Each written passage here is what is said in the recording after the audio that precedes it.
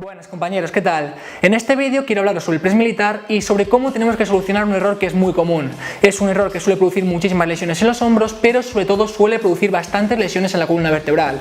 La verdad que es muy sencillo de solucionar, por lo tanto vamos a ver distintos puntos para que podamos arreglarlo y sobre todo para que entendamos por qué se produce este error.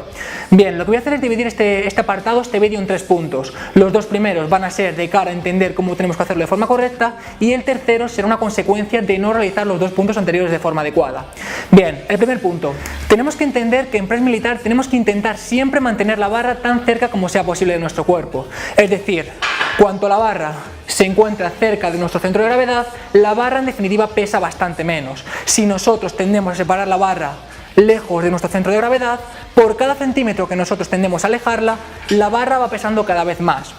Bien, ¿por qué digo esto? Pues básicamente porque si nosotros levantamos la barra manteniéndola tan cerca como sea posible de nuestro cuerpo, el levantamiento va a ser muchísimo más eficiente, la barra va a pesar bastante menos. Pero si nosotros tendemos a alejar la barra de nuestro cuerpo, en definitiva el levantamiento no va a ser válido, vamos a perder muchísima eficiencia. Este sería el punto 1.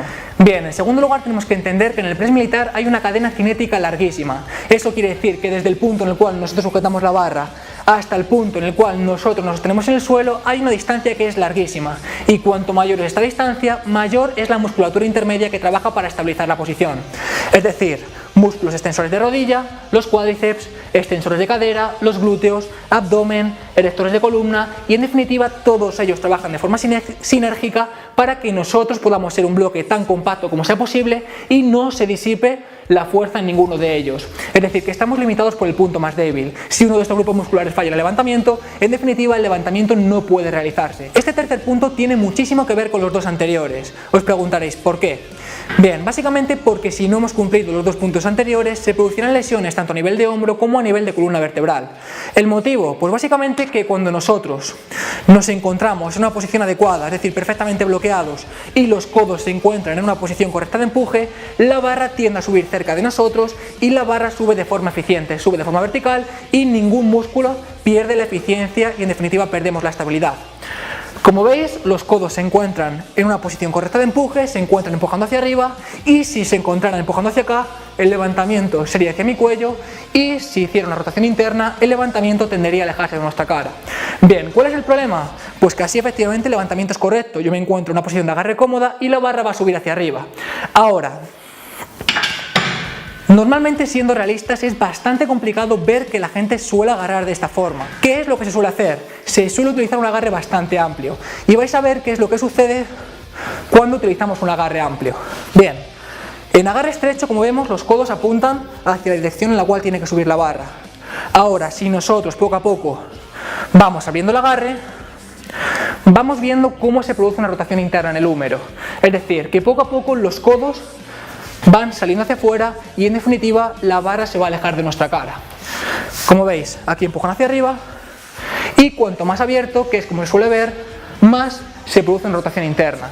Esto sería una rotación externa y esto sería una rotación interna con el húmero. Bien, ¿cuál es el verdadero problema? Que unimos los 2 puntos anteriores. Nosotros nos encontramos con una rotación interna y entonces cuando hacemos el press militar tendemos a sacarlo perfectamente hacia afuera y no por encima de nuestra cabeza. ¿Cómo compensamos esto? Pues simplemente arqueando nuestra columna lumbar y buscando que la barra suba hacia arriba. Es decir, una posición similar a la del press inclinado. ¿Qué es lo que pasa? Pues lo que he explicado anteriormente, y es que la cadena cinética va a ser amplísima y por lo tanto la fuerza que se va a generar sobre la columna lumbar también va a ser grandísima. Pero no solamente va a pasar eso, es que si nosotros realizamos el ejercicio con una rotación interna del húmero, principalmente se va a activar la cabeza anterior del deltoides, no tanto la cabeza medial y la cabeza posterior de este, por lo tanto no va a ser tan interesante de cara a trabajar el hombro de forma completa.